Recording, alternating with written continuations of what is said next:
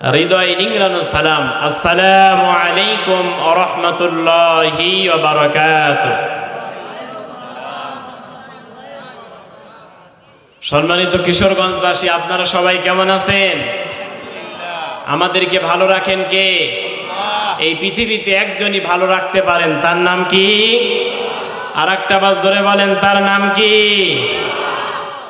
যে আল্লাহ আমাকে আপনাকে বানিয়েছে, সকলকে নিয়ে সেই মহান রব্বুল ইজ্জাত ওয়াল জালালের দরবারে শুকরগুজার করছি, যিনি মালিক আল্লাহ সুবহানাহু ওয়া তাআলা আমাদেরকে আজকের এই পবিত্র তাফসীর মাহফিলে একত্রিত হওয়ার তৌফিক দিয়েছেন। সেই মহান মনিবের দরবারে সিজদানত অবস্থায় লাখো কোটি শুকরগুজার করছি। আমরা সবাই পান খুলে মহব্বতের স্বরে কণ্ঠকে ছেড়ে দিয়ে আওয়াজ করে পড়ছি আলহামদুলিল্লাহ। দরুদ এবং সালাম পেশ করছি সরকারে দো আলম আশরাফুল আম্বিয়া, মানবতার রাহবার, নবীদের নবী, রসুলদের রসুল, সমস্ত নবী এবং রসুলদের শিরোমণি, বিশ্ব নবী, বিশ্ব নেতা জনাবে মুহাম্মদ রাসূলুল্লাহ সাল্লাল্লাহু আলাইহি ওয়াসাল্লাম। আচ্ছা, আমি বিশ্ব নবীজিকে বিশ্ব নেতা বলেছি, কারো কি মন খারাপ হয়েছে? এখানে এমন একজন বলেন যে হুজুর আপনি বিশ্ব নবীজিকে বিশ্ব নেতা বলেন, আমার মন খারাপ। দেখি একটু হাত উঠান, কেউ আছেন? বিশ্ব নবীজি যদি আমার আপনার নেতা হয় তাহলে কপালটা, ভাগ্যটা খুলে যাবে, ঠিক কিনা বলেন? আর যদি বিশ্ব নবীজি বাদে এই পৃথিবীতে অন্য কোনো খাজা বাবা, হাজা বাবা, ছাগল বাবা, সালা বাবা, শিকল বাবা যদি আমার আপনার নেতা হয়, যার চরিত্রের মধ্যে বিসমিল্লাহির রাহমানির রাহিম ওয়া মান ইউতি'িল্লাহ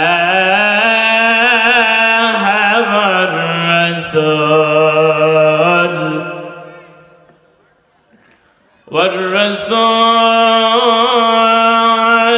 ফাউলাইকা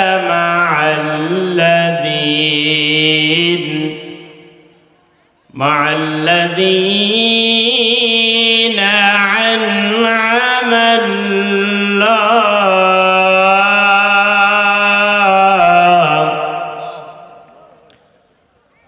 আন'আমা আল্লাহু আলাইহিম মিনান নাবিয়্যিনা ওয়াস সিদ্দিকিনা ওয়াশ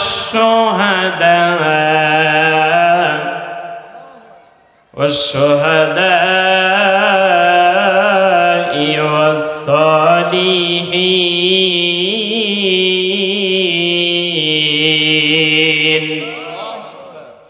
وحسن أولئك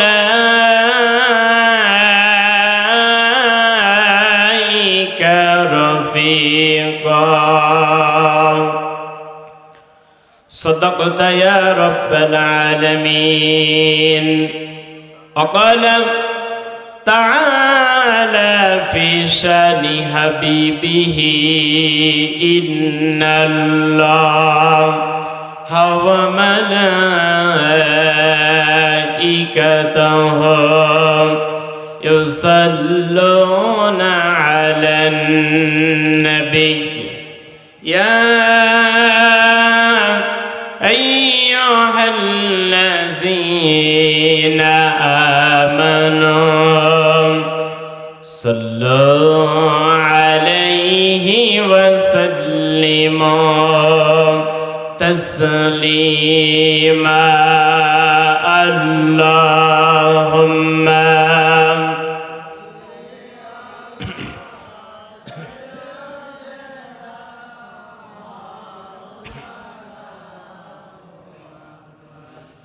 নবীজির প্রতি প্রেম, মোহাব্বত, ভালোবাসা প্রত্যেকের অন্তরে আছে না নাই? কম না বেশি? জবান খুলে পড়ি আল্লাহুম্মা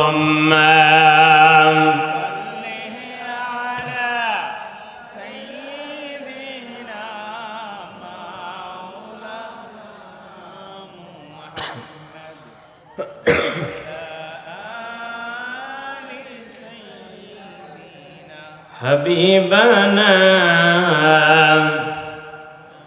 হাজারো ব্যথা বেদনার পরে ফিরে আসনি তুমি আপন ঘরে,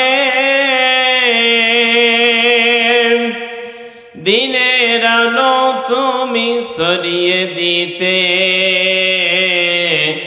চলে গেলে মদিনাই মক্কা ছেড়ে।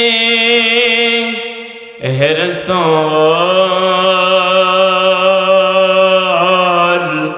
তোমাকে ভুলি মোরা কেমন করে, হে রাসূল তোমাকে ভুলি আমি কেমন করে। হেরার গোহাই তোমারি ধ্যান, আসমান থেকে নামে আল কোরআন। হেরার গোহাই তোমারি ধ্যান, আসমান থেকে নামে আল কোরআন। ভাঙল সবারই ভুল তোমারই পরে, আসলো কোরআনের ছায়া তলে। খালিদ ওমর আলী আবু বকর ইসলামী ঝান্ডা নিল যে তুলে।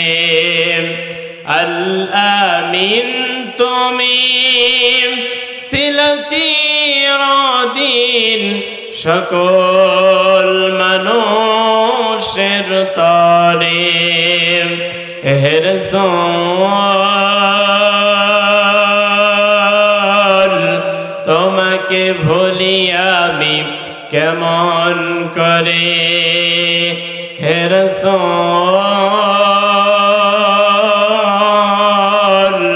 তোমাকে ভুলি আমি কেমন করে।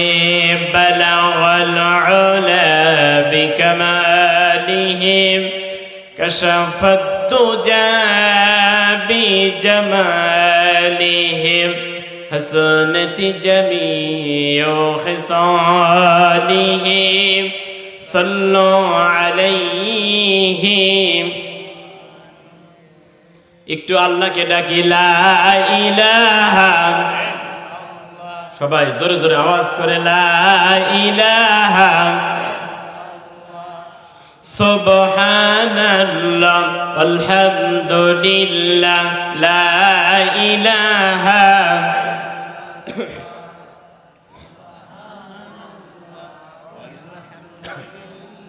কে ভাই আপনাদেরকে আমার পরে রাগ করছেন? ক্ষুধা লাগছে নাকি ভাবতেছেন পাবনা থেকে পাগলা গারতের পাগল আসছে নাকি? একটু আল্লাহকে ডাকেন না, লা ইলাহা সুবহানাল্লাহ আলহামদুলিল্লাহ লা ইলাহা সুবহানাল্লাহ আলহামদুলিল্লাহ লা ইলাহা সুবহানাল্লাহ আলহামদুলিল্লাহ লা ইলাহা লা ইলাহা ইল্লাল্লাহ মুহাম্মাদুর রাসূলুল্লাহ সাল্লাল্লাহু আলাইহি ওয়াসাল্লাম। পোস্টার নাই না?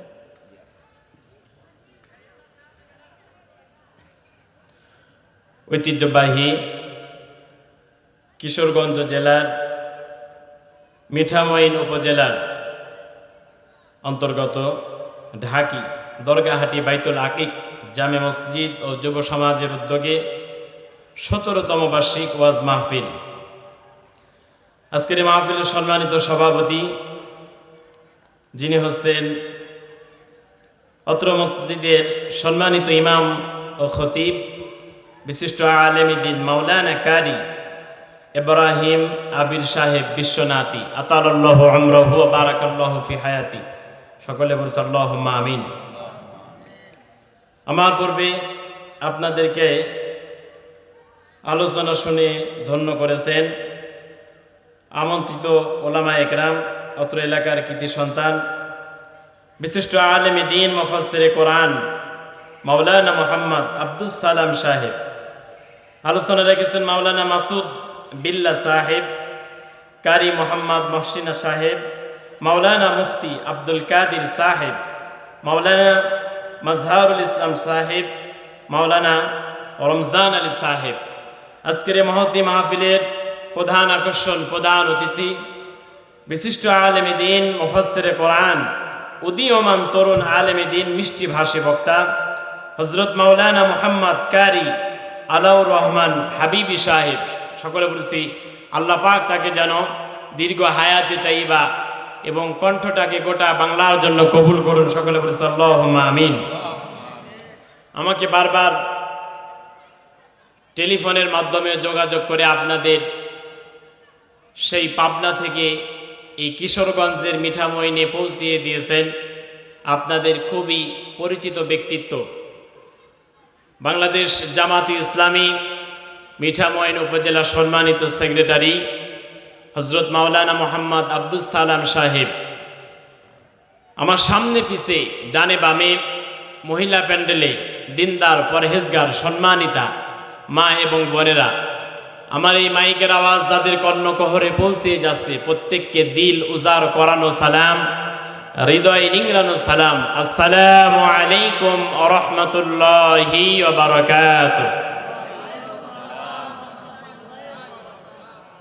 সম্মানিত কিশোরগঞ্জবাসী, আপনারা সবাই কেমন আছেন? আমাদেরকে ভালো রাখেন কে? এই পৃথিবীতে একজনই ভালো রাখতে পারেন, তার নাম কি? আর একটা বাস ধরে বলেন, তার নাম কি? যে আল্লাহ আমাকে আপনাকে বানিয়েছে, সকলকে নিয়ে সেই মহান রব্বুল ইজ্জাতুল জালালের দরবারে শুকরগুজার করছি, যিনি মালিক আল্লাহ সুবহানাহু ওয়া তাআলা আমাদেরকে আজকের এই পবিত্র তাফসীর মাহফিলে একত্রিত হওয়ার তৌফিক দিয়েছেন। সেই মহান মনিবের দরবারে সিজদানত অবস্থায় লাখো কোটি শুকরগুজার করছি। আমরা সবাই পান খুলে মহব্বতের স্বরে কণ্ঠকে ছেড়ে দিয়ে আওয়াজ করে পড়ছি আলহামদুলিল্লাহ। দরুদ এবং সালাম পেশ করছি সরকারে দো আলম আশরাফুল আম্বিয়া, মানবতার রাহবার, নবীদের নবী, রসুলদের রসুল, সমস্ত নবী এবং রসুলদের শিরোমণি, বিশ্ব নবী, বিশ্ব নেতা জনাবে মুহাম্মদ রাসূলুল্লাহ সাল্লাল্লাহু আলাইহি ওয়াসাল্লাম। আচ্ছা, আমি বিশ্ব নবীজিকে বিশ্ব নেতা বলেছি, কারো কি মন খারাপ হয়েছে? এখানে এমন একজন বলেন যে হুজুর আপনি বিশ্ব নবীজিকে বিশ্ব নেতা বলেন, আমার মন খারাপ। দেখি একটু হাত উঠান, কেউ আছেন? বিশ্ব নবীজি যদি আমার আপনার নেতা হয় তাহলে কপালটা, ভাগ্যটা খুলে যাবে, ঠিক কিনা বলেন? আর যদি বিশ্ব নবীজি বাদে এই পৃথিবীতে অন্য কোনো খাজা বাবা, হাজা বাবা, ছাগল বাবা, সালা বাবা, শিকল বাবা যদি আমার আপনার নেতা হয়, যার চরিত্রের মধ্যে পানি ছাড়া রাত কাটে না, নারী ছাড়া রাত কাটে না, খেজুর গাছে ধাক্কা দিয়ে বলে ভাই একটু সাইড দেন, এই নেতার চরিত্র যদি কারো আদর্শের মধ্যে থাকে, বলেন ওই নেতা যাবে কোথায়? তাহলে নেতা মানতে হবে কাকে? আল্লাহ রাব্বুল আলামিন বলেন ইয়াউমা নাদউ কুল্লা উনাসিম বিইমামিহিম। আল্লাহ পাক রব্বুল আলামিন বলেন পৃথিবীর মানুষেরা, আমি আল্লাহ পাক তোমাদেরকে বলে দিলাম, স্পষ্টভাবে চমৎকারভাবে বলে দিলাম, কিয়ামতের ময়দানে প্রত্যেকটি মানুষকে তার নেতা সহকারে হাজির করানো হবে। তাকে জিজ্ঞাসাবাদ করা হবে কোন নেতার অনুসরণ করে দুনিয়া থেকে আখিরাতে এসেছ। আমার আপনার নেতা যদি বিশ্ব নবীজি হয়ে যায়, নবীজি যদি একবার আমার আপনার জন্য সুপারিশ করে, আল্লাহ এই পৃথিবীর সমস্ত মানুষেরা, আমার উম্মতেরা আমাকে নেতা মেনেছে। আল্লাহ যদি বিশ্ব নবীজিকে নেতা মানার কারণে কবুল করে নেয়, বলেন তো আমার আপনার জায়গা কোথায় হয়ে যাবে? সুতরাং নেতা মানতে হবে কাকে? জোরে বলেন। বিশ্ব নবীজিকে নেতা মানতে হবে। এই পৃথিবীতে যত নেতা আছে কোন নেতা সম্পর্কে আল্লাহ পাক রব্বুল আলামিন কোরআনুল কারীমের মধ্যে বলে নাই। এমনকি আদম থেকে ঈসা রুহুল্লাহ পর্যন্ত কোন নবীকে আল্লাহ পাক নেতা বলে ডাক দেয় নাই। একমাত্র নেতা শব্দটি খাস হচ্ছে আমার আপনার নবী, বিশ্ব নবী। জোরে বলি সুবহানাল্লাহ। আল্লাহ রাব্বুল আলামিন বলেন ইয়াসিন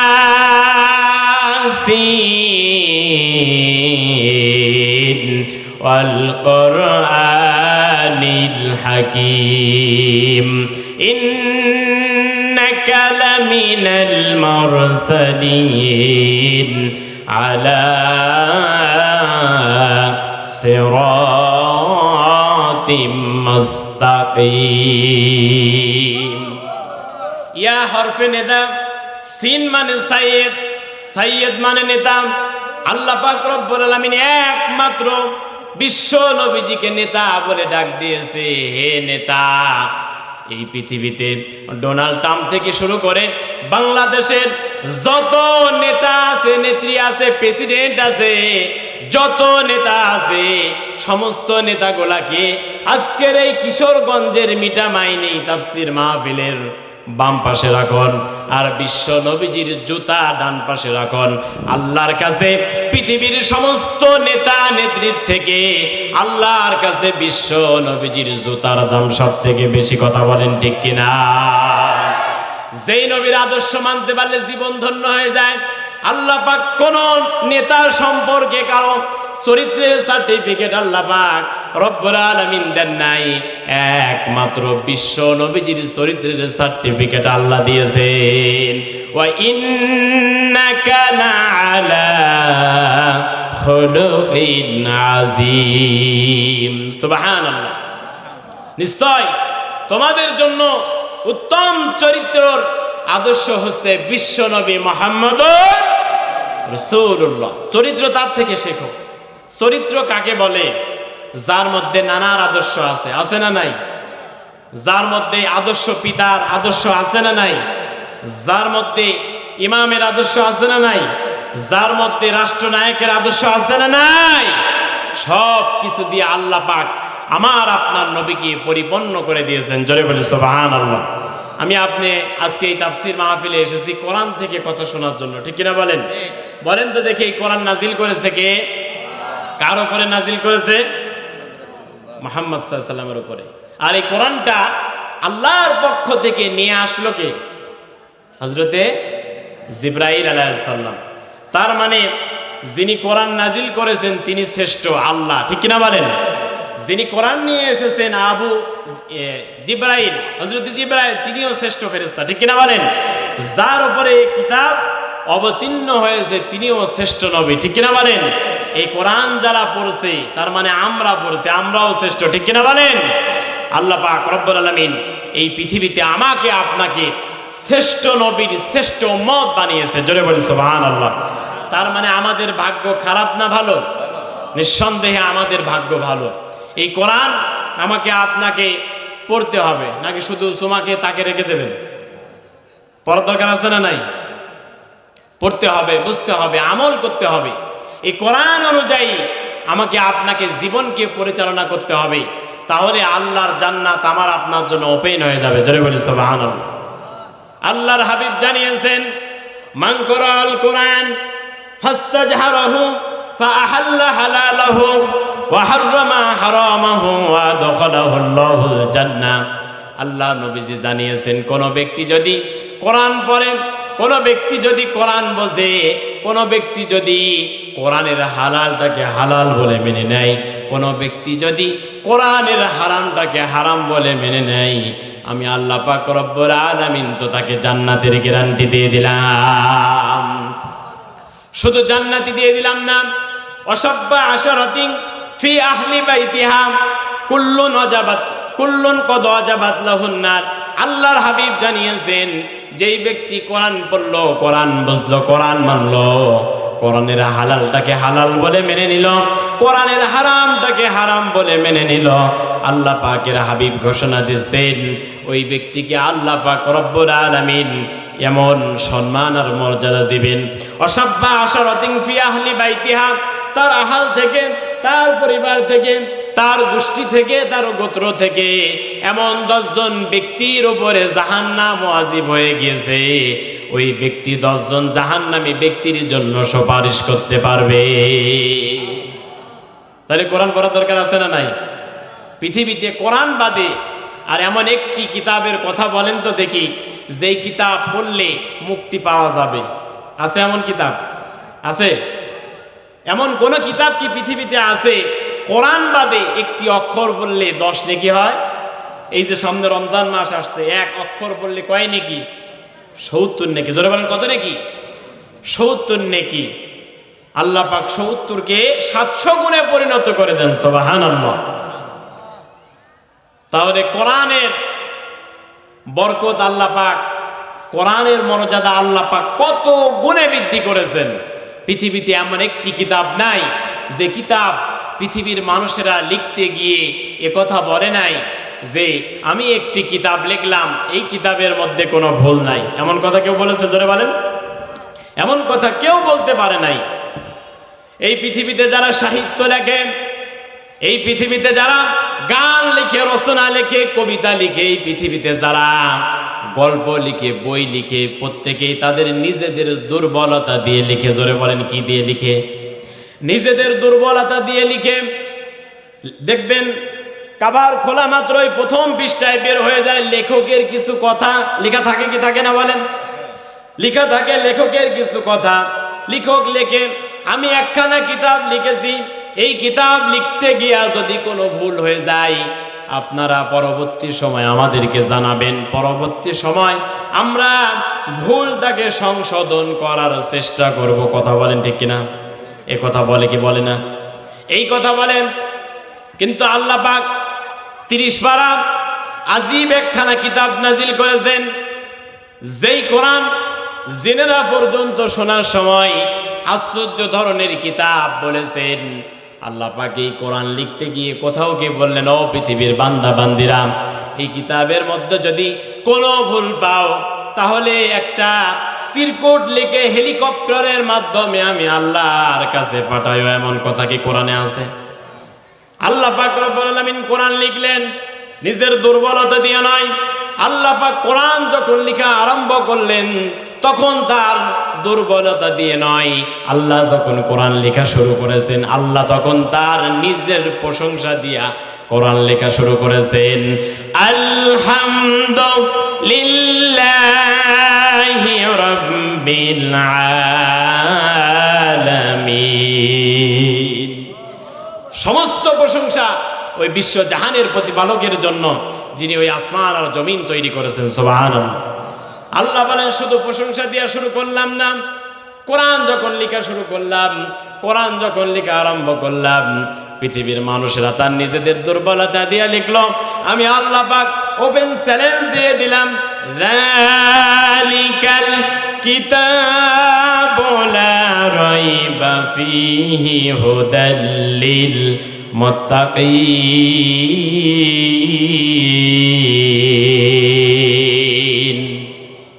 আল্লাহ পাক রব্বুল আলামিন বলেন, হ্যাঁ একখানা কিতাব, এই কিতাবের মধ্যে ভুল তো দূরের কথা, সন্দেহের লেশ মাত্র এই কিতাবের মধ্যে নাই। আমরা দেখেছি এই পৃথিবীতে কোরআনের কাছে যারা এসেছে, কোরআন গবেষণা শুরু করেছে, তারা নিজেরা কোরআনের ভুল ধরার জন্য গবেষণাগারে বসেছে। আমরা দেখেছি পৃথিবীর বড় বড় মরলরা, বড় বড় নেতারা, পৃথিবীর বড় বড় বিজ্ঞানীরা কোরআনের ভুল ধরার জন্য যখন বসলো, তারা যখন কোরআনের একটা একটা করে অক্ষর যখন পড়া শুরু করেছে, ভুল যখন ধরতে চেয়েছে, সঙ্গে সঙ্গে তাদের নিজেদের জীবনের ভুলগুলা খুঁজে পেয়েছে। জোরে বলি সুবহানাল্লাহ। এই পৃথিবীতে আমরা দেখলাম আমেরিকার একজন বিশ্ববিখ্যাত গায়িকা জন মেরি। জোরে বলেন নাম কি? জন মেরি আমেরিকার একজন বিশ্ববিখ্যাত গায়িকা, যিনি 40টা বছর গান শুনিয়ে আমেরিকার মানুষদেরকে পাগল বানিয়েছে। একদিন কি গান হবে, শুটিং হবে, জন মেরি সুন্দর চেহারা, নায়িকা মানুষ, বক্স কাটিং চুল, গায়ে হাফ জামা, পরনে হাফ প্যান্ট। জন মেরি চলে গিয়েছে আমেরিকার এক মরু প্রান্তরে, বালুকাময় মরু প্রান্তরে। ক্যামেরাম্যান ক্যামেরা নিয়ে রেডি, জন মেরি গান গাইবে। দর্শকেরা চারিদিকে চেয়ে আছে জন মেরি, আমেরিকার বিশ্ববিখ্যাত গায়িকা জন মেরি এখনই গান গাইবে তার গানটাকে উপভোগ করার জন্য। হঠাৎ করে জন মেরি যখন ক্যামেরাম্যান রেডি হয়েছে, ক্যামেরা যখন স্টার্ট করেছে, জন মেরি এবার গান যখন শুরু করেছে, হঠাৎ করে কোথায় থেকে যেন জন মেরির কানের ভিতরে একটি গেল, আর রহমান আল্লামাল কুরআন খলাকাল ইনসান আল্লামাহুল বায়ান। জন মেরি যখন গান গাচ্ছিলেন, হঠাৎ করে সূরা রহমানের তেলাওয়াত জন মেরির কানের মধ্যে ঢুকে গেল।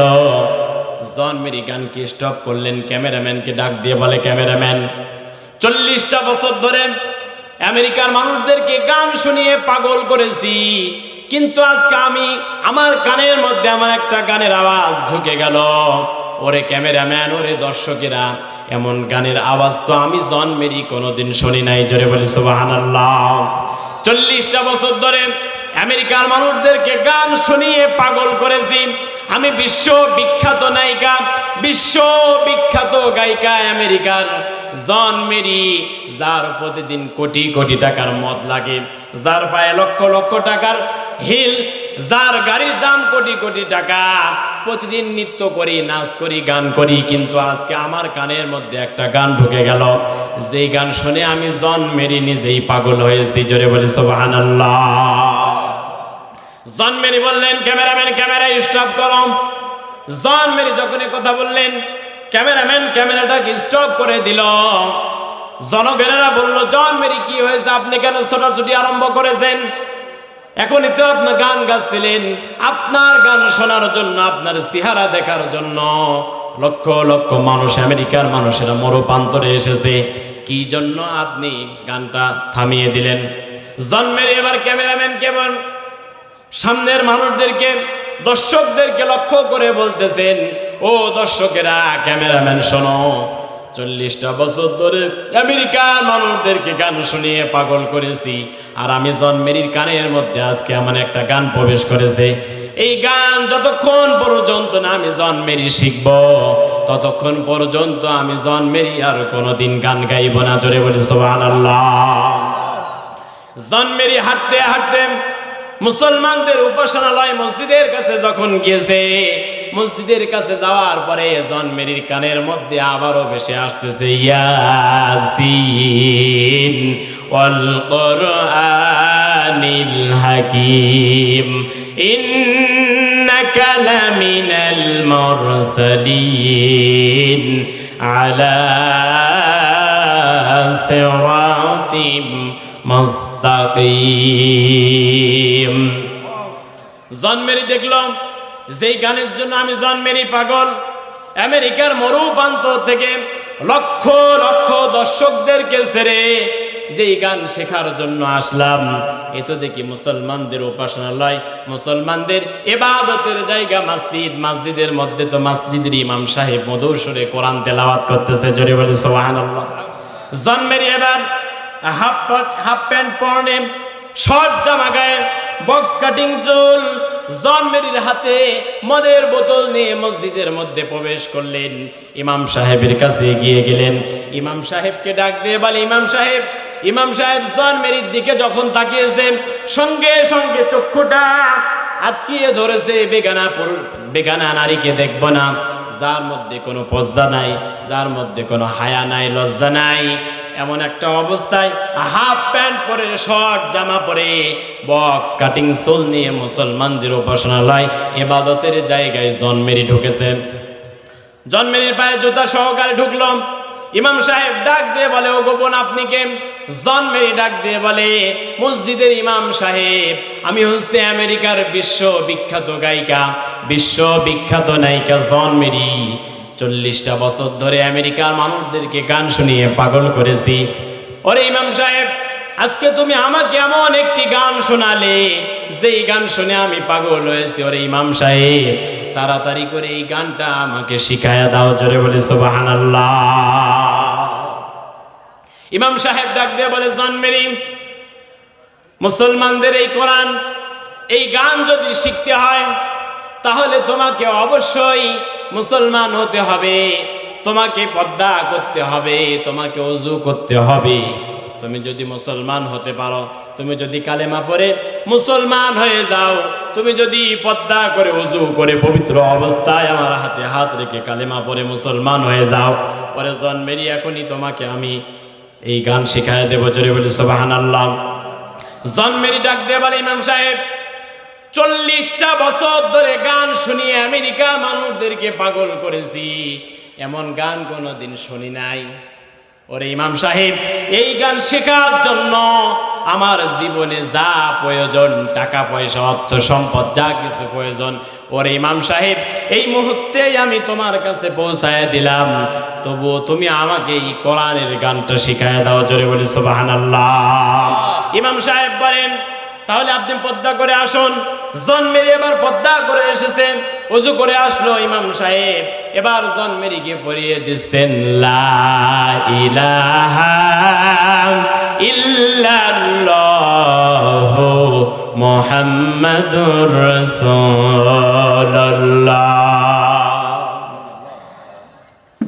ইমাম সাহেব জন্মেরিকে কালেমা পড়ে মুসলমান বানালো। এইবার জন্মেরি কোরআন শিখলো, ইমাম সাহেবের কাছে কোরআন শিখলো। জন্মেরি বলে, ইমাম সাহেব রে, 40টা বছর ধরে আমেরিকার মানুষদেরকে গান শুনিয়ে পাগল করেছি, আজকের থেকে বাতিলের পথ ছেড়ে দিলাম, হকের পথ ধরলাম, আর কোনোদিন আমার জীবনে আমি আর গান গাইব না। কেননা আল্লাহ পাক রব্বুল আলামিন এই কোরআনের মধ্যে মধু রেখেছে কি রাখে নাই? জোরে বলেন। এই কোরআনের মধ্যে দুনিয়া সমস্ত সৌন্দর্য আছে না নাই? এই কোরআনের প্রতি আমাদের সকলের ভালোবাসা আছে না নাই? আল্লাহ পাক কোরআনের মধ্যে সব কিছু ঢুকিয়ে দিয়েছেন। আল্লাহ পাক এই পৃথিবীতে যাকে হেদায়াত দিবে তাকে বেছে বেছে তাকে টেনে টেনে তার দরবারে নিয়ে হেদায়াত দিয়ে ধন্য করবে। কথা বলেন ঠিক কিনা? সুতরাং কোরআন আমাকে আপনাকে শোনার দরকার আছে না নাই? যেখানে কোরআনের কথা হয় সেখানে যাবেন, 1 জন 10 জনকে নিয়ে যাবেন, কোরআন শুনবেন। কেননা মুসলমান যখন কোরআন শুনতে পায়, মুসলমান যখন কোরআন শোনে, আল্লাহ পাক রব্বুল আলামিন তখন মুসলমানের ঈমানটাকে আরো বাড়ায় দেয়। জোরে বলি সুবহানাল্লাহ। সুতরাং কোরআন শোনার দরকার আছে না নাই? আমাদের পেটের খাবার আছে, আছে না নাই বলেন? ভাত, গোশত, রুটি, তরি তরকারি, সবজি, ঠিক কিনা বলেন? আমার ভাষা কি বুঝতে সমস্যা হয়? ভাষা বোঝা যায় তো? তাহলে পেটের খাবার হচ্ছে, আর হৃদয়ের খোরাক, হৃদয়ের খাবার হচ্ছে কোরআনের তেলাওয়াত। সুবহানাল্লাহ বলবেন না?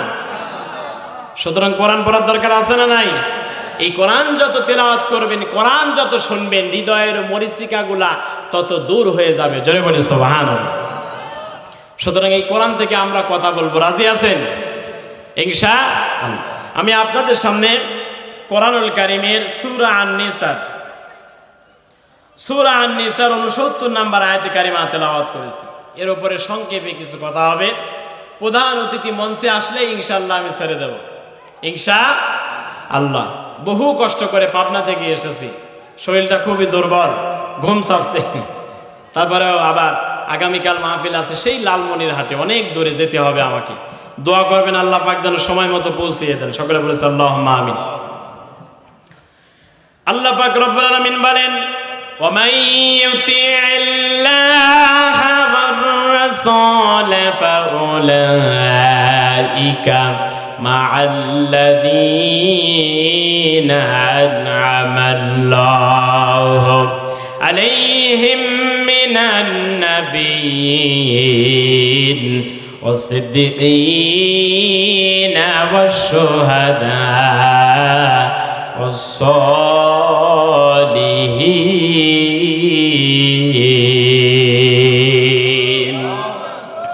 আল্লাহ পাক বলেন, ওমাই ইউতিইল্লাহ ওয়ার রাসূল, শব্দগুলো ভালো করে শুনবেন। ওমাই ইউতিইল্লাহ ওয়ার রাসূল, যারা আল্লাহ ও তার রাসূলের আনুগত্য করে, যারা আল্লাহ রাসূলের আনুগত্য করে। ফাউলাইকা মাআল্লাযীনা আনআমা আল্লাহ, আল্লাহ পাক বলতেছে ওরা কিয়ামতের ময়দানে থাকবে নিয়ামত প্রাপ্ত বান্দার সঙ্গে। সুবহানাল্লাহ বলবেন না? তাহলে এই পৃথিবীতে আমার আপনার সর্বপ্রথম কাজ হচ্ছে আল্লাহ এবং তার রাসূলের আনুগত্য করা। জোরে বলেন কি করা? আনুগত্য করা, অনুসরণ করা, রাসূলুল্লাহর পথ মত অনুসরণ করা। আল্লাহ কি আদেশ করেছেন, আল্লাহ কি নিষেধ করেছেন, এটা মানার দরকার আছে না নাই? অবশ্যই আদেশ এবং নিষেধ মানতে হবে। যদি আমরা ইমানদার বলে দাবি করি, যদি আমরা বলি মুমিন, ঠিক কিনা বলেন?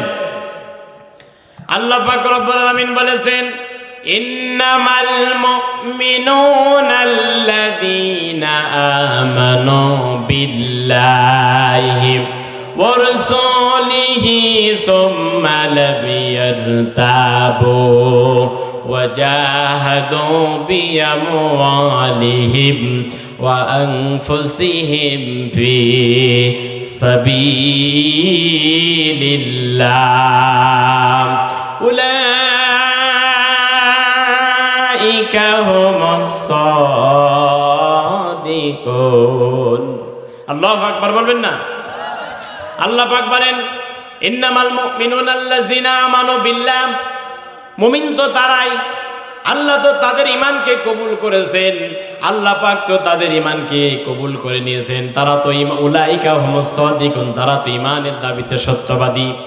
আমানু বিল্লাহি ওয়া রাসূলিহি, এই পৃথিবীতে যারা আল্লাহর প্রতি ঈমান এনেছে, যারা রাসূলুল্লাহর প্রতি ঈমান এনেছে, ওয়া জাহাদু, আর নিজেদের জান মাল দিয়ে আল্লাহর রাস্তায় আল্লাহর পথে জিহাদ করেছে। জোরে বলি সুবহানাল্লাহ।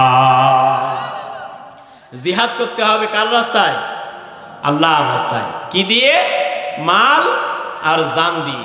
মাল আগে দিতে হবে, মাল দিতে দিতে আল্লাহর রাস্তায় নিজের জানটাকেও কোরবান করতে হবে। সুবহানাল্লাহ। যদি আমার আপনার সম্পদ থাকে, টাকা পয়সা থাকে, অর্থ করি থাকে, যদি এই সম্পদ দেওয়ার মালিককে জোরে বলেন। আমার আপনার যে সম্পদ আছে, মাঠে বিঘা বিঘা জমি আছে, ব্যাংকে টাকা আছে, আমার আপনার হাত আছে, পা আছে, সন্তান আছে, স্ত্রী আছে, জায়গা জমি আছে, রিজিকের ব্যবস্থা আছে। আলামিন যতগুলা সম্পদ আমাকে আপনাকে দান করেছে, এই সম্পদ দিয়েছে কে? সম্পদগুলা ব্যয় করতে হবে কার পথে? আল্লাহর পথে ব্যয় আমাকে আপনাকে করতে হবে। যদি আমি আপনি সম্পদগুলা আল্লাহর পথে ব্যয় করি, আল্লাহর রাহে যদি ব্যয় করি, তাহলে আমরা ঈমানের দাবিতে সত্যবাদী। কথা বলেন ঠিক কিনা? কিন্তু আমাদের সমাজে এমন মানুষ আছে যারা সম্পদগুলা ব্যাংকে জমা করে আর গণনা করে আর মোছে তেল মাখি, আর কতটুকু টাকা হলেই কোটির কোটায় পৌঁছায়া যাব। ঠিক কিনা বলেন? আল্লাহর রাস্তায় খরচ করে না, এমন মানুষ আছে না নাই? আল্লাহ পাক রব্বুল আলামিন বখিল বান্দাকে দুশমন বলেছেন। বখিল ব্যক্তিকে আল্লাহ পাক দুশমন বলেছে। আল্লাহর হাবিব বলেছে বখিল ব্যক্তি যদি যেই ব্যক্তি দান করে, সেই ব্যক্তি যদি ফাসিক হয়ে যাও, আল্লাহ তাকে বন্ধু বলেছে। আর যেই ব্যক্তি দান করে না, আল্লাহ তাকে আল্লাহর দুশমন বলেছে। সুতরাং আল্লাহ পাক রব্বুল আলামিন আমাকে আপনাকে যে সম্পদ দিয়েছে, টাকা পয়সা দিয়েছে, অর্থ করে দিয়েছে, এই সম্পদগুলো আমাকে আপনাকে আল্লাহর রাস্তায় খরচ করতে হবে। জোরে বলেন কার রাস্তায়? আমরা কি রাজি আছি? কারা কারা রাজি আছেন একটু হাত তুলে আল্লাহকে দেখান। লিল্লাহি তাকবীর, নারায়ে তাকবীর। আল কোরআনের আলো, আল হাদিসের আলো, আমার নেতা, সবার নেতা। লিল্লাহি তাকবীর, নারায়ে তাকবীর। হাত নামান। সম্পদ দিয়েছেন আল্লাহ, আল্লাহর রাস্তায় এই সম্পদগুলো আমাকে আপনাকে খরচ করতে হবে, যদি আমি আপনি ঈমানের দাবি নিয়ে বসে থাকি। ঠিক কিনা বলেন? আর যদি বলেন না আমি ঈমানদার না, আমি বেঈমান, তাহলে কারণের মতো আল্লাহ আপনার সব সম্পদগুলা মাথার উপরে দিয়া আপনাকে অপমানিত করে মাটির মধ্যে পুঁতে দিবে। ঠিক কিনা বলেন? দুনিয়াতে এমন নজির আছে না নাই? আমরা দেখলাম কত ক্ষমতার অধিকারী, কত পাওয়ার, কত যে ক্ষমতা দেখলাম, সব ক্ষমতা এক নিমিষেই শেষ। ঠিক কিনা বলেন? সব টাকা পয়সা এক নিমিষেই শেষ, বাংলার জমিনে জায়গা হলো না। ঠিক কিনা বলেন? সুতরাং সম্পদ দেওয়ার মালিক কে? খরচ করতে হবে কার রাস্তায়? আল্লাহর রাস্তায়। আল্লাহর পথে আমাকে আপনাকে খরচ করতে হবে। রাসূলুল্লাহ সাহাবীদেরকে যখনই বলেছেন তোমরা আল্লাহর রাস্তায় খরচ করো, তখনই সাহাবীরা আল্লাহর রাস্তায় তাদের শুধুমাত্র মাল নয়, জীবনটা পর্যন্ত দিয়ে দিয়েছে। সুবহানাল্লাহ। একজন সাহাবী যার নাম হচ্ছে আব্দুল উজ্জা, মক্কা এবং মদিনার মাঝামাঝি যার বাড়ি, চাচার বাড়িতে থাকে, চাচার বাড়িতে খায়, সম্পদ নাই, টাকা পয়সা নাই। চাচা একটা ঘর দিয়েছে, ঘরে বসবাস করে, চাচার রাখালির কাজ করেন। আব্দুল উজ্জা মনের ভিতরে অনেক দিনের বাসনা, অনেক দিনের কামনা। মক্কায় একজন রাসূল এসেছে, মদিনাতে একজন রাসূল এসেছে, তার নাম হচ্ছে বিশ্ব নবী মুহাম্মদ রাসূলুল্লাহ। আব্দুল উজ্জা তিনি এই পৃথিবীতে আকাশ বাতাস আসমান জমিনকে সাক্ষী রেখে আব্দুল উজ্জা পড়ে নিল লা ইলাহা ইল্লাল্লাহু মুহাম্মাদুর রাসূলুল্লাহ। আব্দুল উজ্জা পড়ে নিল, এক মুহূর্তের জন্য পরোয়া করে নাই। সুবহানাল্লাহ বলবেন না? বিশ্ব নবীর আরেকজন সাহাবী, কালো সাহাবী, যার নাম হচ্ছে জুলাইবিব। জোরে বলেন নাম কি? জুলাইবিব বিশ্ব নবীজির একজন কালো সাহাবী। অনেক দিনের মনের ভিতরে বাসনা, কখন যেন বিশ্ব নবীজির হাতে হাত রেখে কালেমা পড়ে মুসলমান হব। জুলাইবিবের আব্বা দুনিয়াতে বেঁচে নাই, জুলাইবিবের মা দুনিয়াতে বেঁচে নাই। জুলাইবিব চাচার বাড়িতে থাকে, চাচার বাড়িতে খায়, আর চাচার বাড়িতে বসবাস করে, রাখালের কাজ করে। জুলাইবিব চাচার কাছে চলে গেল। চাচার কাছে গিয়ে বলতেছে, চাচা আপনি কি জানেন মদিনাতে একজন নবী এসেছে, মদিনাতে একজন রাসূল এসেছে, যার নাম হচ্ছে বিশ্ব নবী মুহাম্মদুর রাসূলুল্লাহ। চাচা ডাক দিয়ে বলে, জুলাইবিব তুমি তাকে কেমন করে চিনলেন? জুলাইবিব ডাক দিয়ে বলে, ওগো আমার চাচা, আল্লাহ পাক রব্বুল আলামিন এই পৃথিবীতে যাকে শরীয়ত নেতা বানিয়েছেন, আল্লাহর পরে এই পৃথিবীতে যার সম্মান আর মর্যাদা আল্লাহ পাক রব্বুল আলামিন এই পৃথিবীতে দিয়েছেন, ওগো আমার চাচা, তাকে চিনতে তো আর দেরি হয় না। জোরে বলি সুবহানাল্লাহ।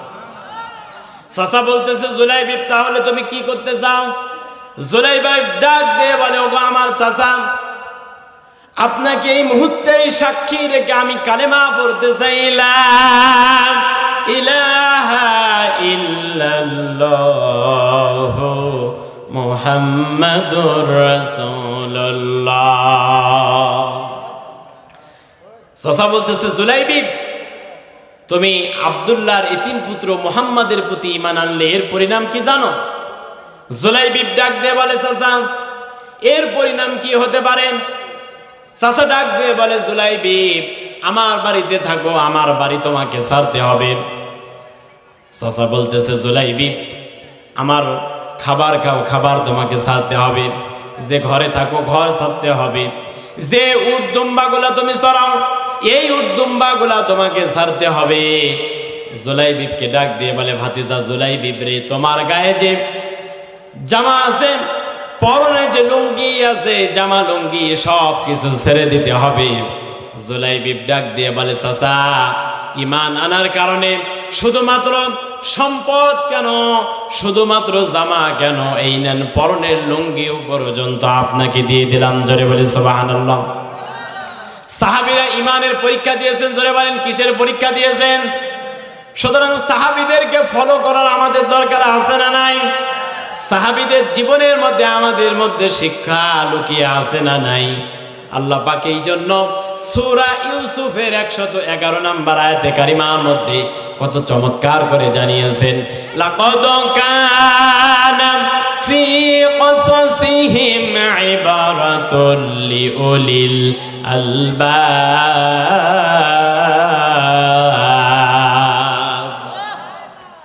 জুলাইবিব বলেন নিশ্চয় সাহাবীদের জীবনের মধ্যে এই দুনিয়ার মানুষের জন্য শিক্ষাগুলা লুকিয়ে রেখেছি। সুতরাং পৃথিবীর মানুষেরা সাহাবীদের জীবনের মধ্যে আল্লাহ আমার আপনার জন্য শিক্ষা লুকিয়ে রেখেছে।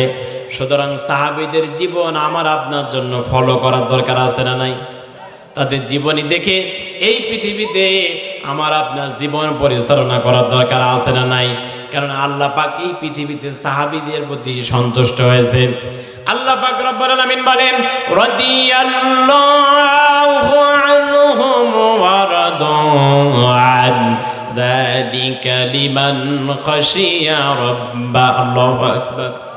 আল্লাহ বলেন আমি সাহাবীদের জীবনের প্রতি খুশি হয়েছি, আর সাহাবীরা আমি আল্লাহর প্রতি খুশি।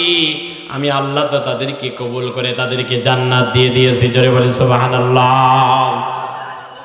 কারণ সাহাবীরা উঠা চলা ফেরায় বসাই খাওয়া দাওয়াতে সব সময় ফলো করত বিশ্ব নবীকে। জোরে বলেন কাকে? চাচা বলতেছে জুলাইব ইব্রাহিম সব কিছু তোমাকে ছাড়তে হবে। কালো সাহাবী জুলাইব ডাক দিয়ে বলে চাচা ঈমান আনার কারণে শুধুমাত্র বাড়ি গাড়ি নয়, এই নান পরনের লুঙ্গিটা পর্যন্ত আপনাকে দিয়ে দিলাম। জুলাইব এবার ন্যাংটা অবস্থায়, জুলাইব এবার উলঙ্গ অবস্থায় একটা কাপড় জোগাড় করে হাঁটি হাঁটি পা করে বিশ্ব নবীজির দরবারে মদিনাতে রওনা দিয়ে দিলেন। দেখেন বিশ্ব নবীজি মদিনার মসজিদে দাঁড়িয়ে আছে। হযরতে জুলাইব কালো সাহাবী আল্লাহ নবীজিকে সালাম দিয়ে দিলেন। সালামের জবাব নবীজি আমার দিলেন। বললেন ও সাহাবী কোথায় থেকে এসেছো, কোথায় তোমার বাড়ি, কোথায় তোমার ঘর? জুলাইবের চোখ দিয়ে পানি পড়ে পড়ে দাড়ি মোবারক ভিজে যায়। জোরে বলে আল্লাহু আকবার। জুলাইব ডাক দিয়ে বলে আল্লাহ নবীজি আমার নাম জুলাইব, আমার মাও নাই আমার বাবাও নাই, আমি ছোট এতিম। ওগো আল্লাহ নবীজি ঈমান আনার কারণে আমার চাচার বাড়িতে আমি থাকতাম। চাচার আমি রাখাল ছিলাম, চাচার বাড়িতে আমি উট দুম্বা ছাগলগুলা চড়াইতাম, চাচার বাড়িতে আমি থাকতাম, খেতাম, পড়তাম। সুতরাং ঈমান আনার কারণে আমার চাচা আমার থেকে সব কিছু ছিনিয়ে নিয়েছে। আল্লাহু আকবার। বিশ্ব নবীজি জুলাইবকে গ্রহণ করলেন। নবীজি আমার জুলাইবের মাথায় হাত দিয়ে দিলেন। আল্লাহ নবীজি নিজের গায়ে থেকে জুব্বা মোবারক খুলে দিলেন। বললেন জুলাইব ঈমান আনার কারণে তোমার চাচা তোমার থেকে জুব্বা খুলে নিয়েছে। ওরে জুলাইব ঈমান আনার কারণে আমি নবীজি তোমাকে জুব্বা দিয়ে দিলাম। জোরে বলি সুবহানাল্লাহ। সাহাবীদেরকে বললেন জুলাইবকে তোমাদের সঙ্গে নাও, জুলাইবকে কোরআন শেখাও। ওরা জুলাইবকে কোরআন শেখালো। জুলাইব বারবার যখন মধুর সুরে কোরআন তেলাওয়াত করে জুলাইবের ঈমানটা বড় বৃদ্ধি পেয়ে যায়। জুলাইবের ঈমান তত মজবুত হয়ে যায়। জুলাইব কোরআন তেলাওয়াত করতেছিল। কোরআন তেলাওয়াত করতে করতে জুলাইবের সামনে সূরা নিসার একটি আয়াত জুলাইবের চোখে পড়ে গেল। মাসনা ওয়া সুলাসা ওয়া রুবা। আল্লাহ বলেছে পৃথিবীর মানুষেরা যদি তোমাদের সামর্থ্য থাকে তোমরা 2টি বিবাহ করো, তোমরা 3টি বিবাহ করো, তোমরা 4টি বিবাহ করো। আল্লাহ কোরআনে কিন্তু 1টি বিবাহর কথা বলে নাই, 2 দিয়ে শুরু করেছেন। জোরে বলেন কয় দিয়ে? যারা আলেম ওলামা আছে তারা বুঝবে, ঠিক কিনা বলেন? আল্লাহ বলেছে মাসনা 2 দিয়ে শুরু করো, 2টা বিবাহ করো। এখন মহিলা প্যান্ডেলে যে মা এবং বোনেরা বসে আছে মনে মনে বলতেছে পাবনা থেকে আলী হাসান মুজাহিদ এসেছে, একটা বিবাহ করলে হবে না, 2টা বিবাহ করা লাগবে। আমাকে ভালো বলবে না খারাপ বলবে? আসলে বিধান কার? হযরতে ফাতেমা বিশ্ব নবীজির কন্যা, ছোট মেয়ে, কোরআন তেলাওয়াত করতেছিলেন। নিচে বসে মাদুরে বসে যখন কোরআন তেলাওয়াত করতেছিলেন হযরতে আলী বিছানার উপরে বসে বসে মুস্কি মুস্কি হাসে। হযরতে ফাতেমা যখন কোরআন তেলাওয়াত করেন হযরতে ফাতেমার চোখে সূরা নিসার এই আয়াতটি তার চোখে পড়ে গেল। মাসনা ওয়া সুলাসা ওয়া রুবা। আল্লাহ বলেছেন পৃথিবীর পুরুষেরা যদি তোমাদের খাবার ভরণের যৌন সমস্ত কিছুর চাহিদা যদি তোমাদের স্ত্রীকে দিতে পারো তাহলে 2 বিবাহ করো, নতুবা তোমরা 4টা বিবাহ করো।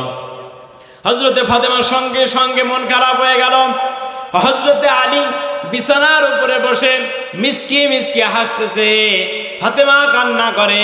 হযরতে আলী ফাতেমার কাছে গেলেন, ফাতেমার কাছে গিয়ে বলে, পানের বিবি, আমি বুঝেছি তোমার মন কেন খারাপ, কেননা তুমি সূরা নিসা তেলাওয়াত করতেছিলে। আল্লাহ বলেছে পৃথিবীর পুরুষেরা তোমরা 2টা বিবাহ করো, 3টা বিবাহ করো, তোমরা 4টা বিবাহ করো, এই জন্য তোমার মন খারাপ।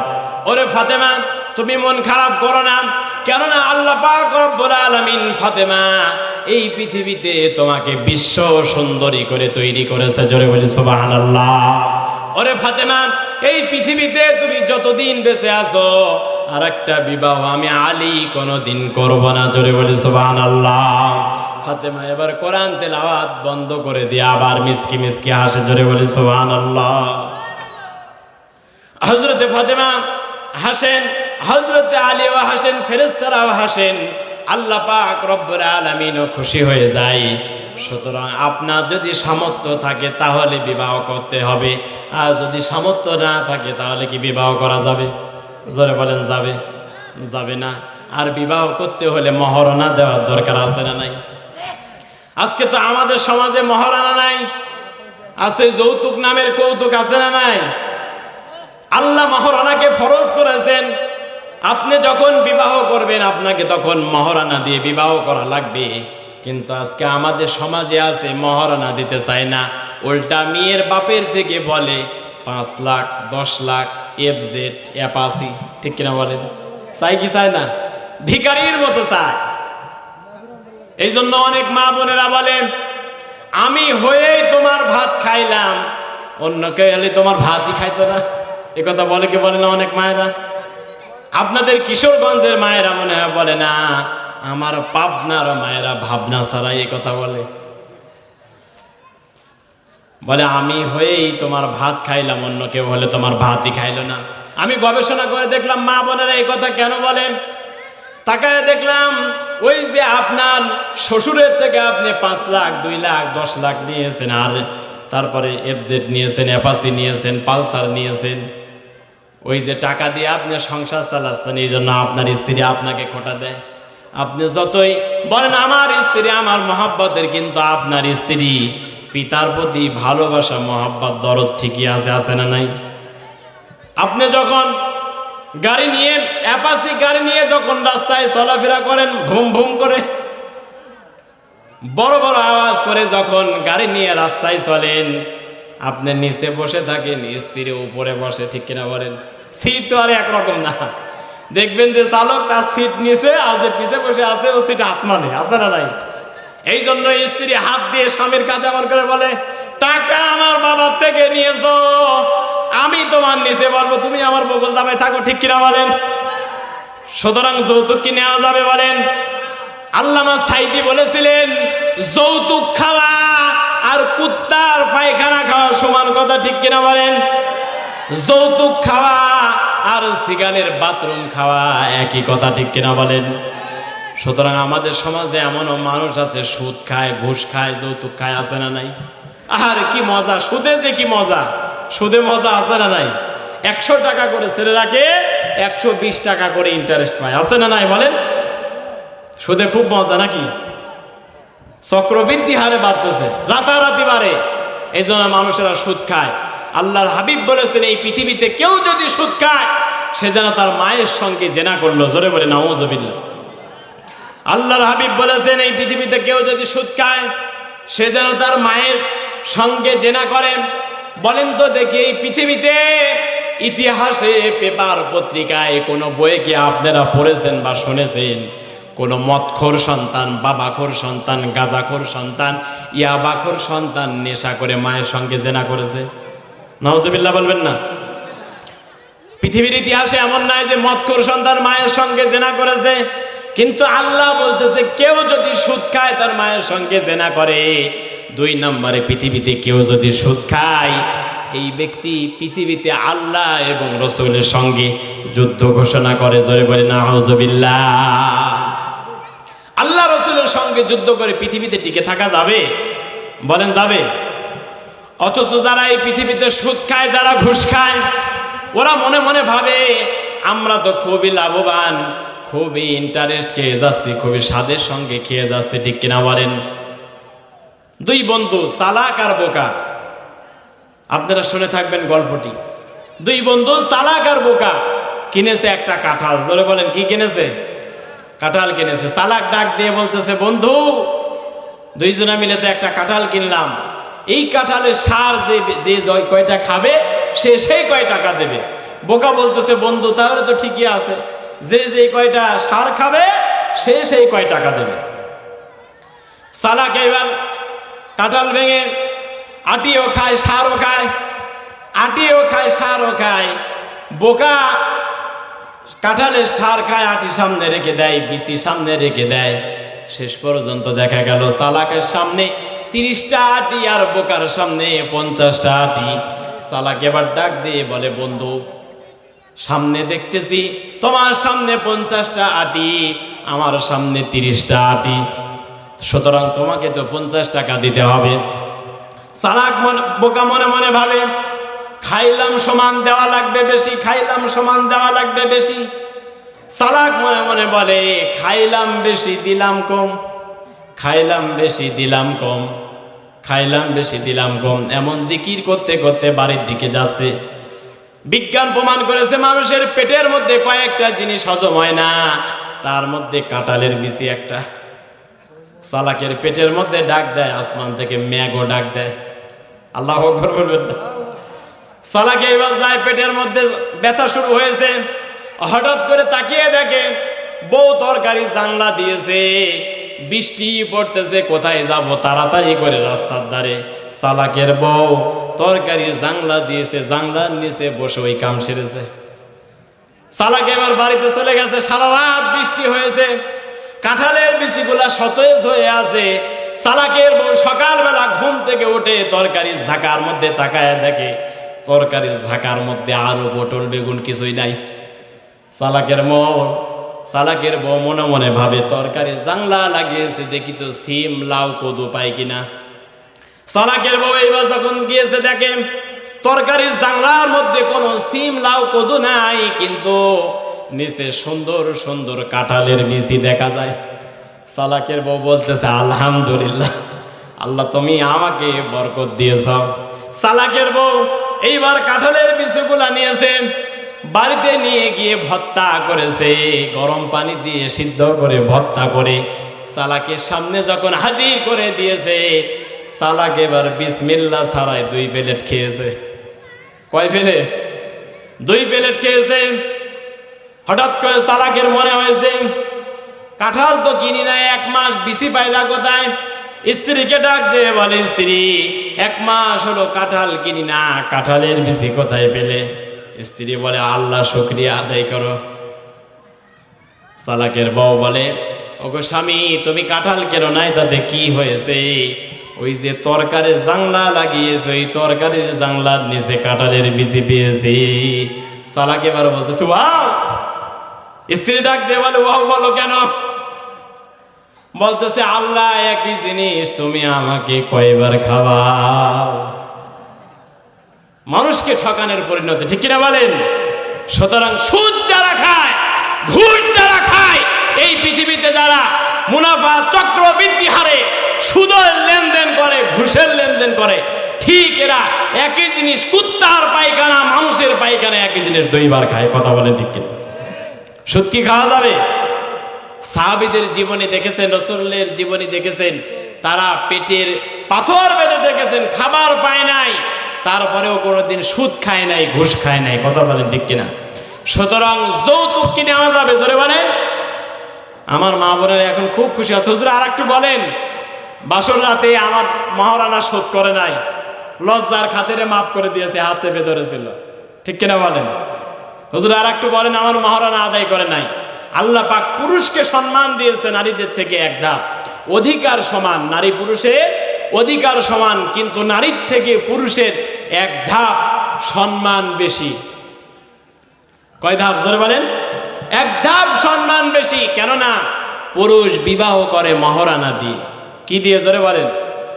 কিয়ামত পর্যন্ত মহিলা মানুষ কোনোদিন ইমামতি করতে পারবে না, এ যোগ্যতা কেবলমাত্র পুরুষের। জোরে বলেন কার? এই জন্য পুরুষের সম্মান বেশি। পৃথিবীর যত নবী এবং রাসূল এসেছে প্রত্যেকটা প্রত্যেকটি নবী এবং রাসূল পুরুষ মানুষ ছিল, মহিলা ছিল না, ঠিক কিনা বলেন? এই জন্য পুরুষের মর্যাদা বেশি। এই জন্য নবীজি বলেছেন, পৃথিবীর মানুষদেরকে যদি বলতাম তোমরা আল্লাহর পরে কাউকে সেজদা দাও, পৃথিবীর সমস্ত নারীদেরকে বলতাম তোমরা তোমাদের স্বামীকে সেজদা করো। আল্লাহু আকবার। কালো সাহাবী জুলাইবি ডাক দিয়ে বলেন, কোরআন যখন পড়তেছিলেন, কালো সাহাবী জুলাইবিবের চোখের মধ্যে পড়ে গেল সূরা নিসার মধ্যে আল্লাহ পাক বলেছে মাসনা ওয়া সুলাসা ওয়া রুবা। আল্লাহ বিবাহের কথা বলেছে। কালো সাহাবী রাসূলুল্লাহ দরবারে গেলেন। রাসূলুল্লাহ দরবারে যাওয়ার পরে আল্লাহ নবীজির কাছে দাঁড়ায়া মাথা রাখে নিচু করে দাঁড়ায়া মিসকি মিসকি হাসে। নবীজি আমার ডাক দিয়ে বলে, জুলাইবি রে, মিসকি মিসকি কেন হাসো? কি আমাকে শোনাবে বলো তো দেখি। জুলাইবি লজ্জার খাতিরে বলতে পারে না। হযরতে জুলাইবি বিশ্ব নবীজিকে বলেই ফেললো, ইয়া রাসূলুল্লাহ, ইয়া হাবিবাল্লাহ, আল্লাহ তো বিবাহের কথা বলেছে, সুতরাং আমার তো বিবাহের বয়স হয়েছে। ইয়া রাসূলুল্লাহ, ইয়া হাবিবাল্লাহ, এই দুনিয়াতে আমার মাও নাই, আমার বাবাও নাই, বাড়ি ঘর সম্পদ আদি টাকা পয়সা কিছুই নাই, আবার আমার চেহারা কালো। এই পৃথিবীতে এমন কোন মানুষ কে আছে একটা মেয়ের সঙ্গে আমার বিবাহ দিবে?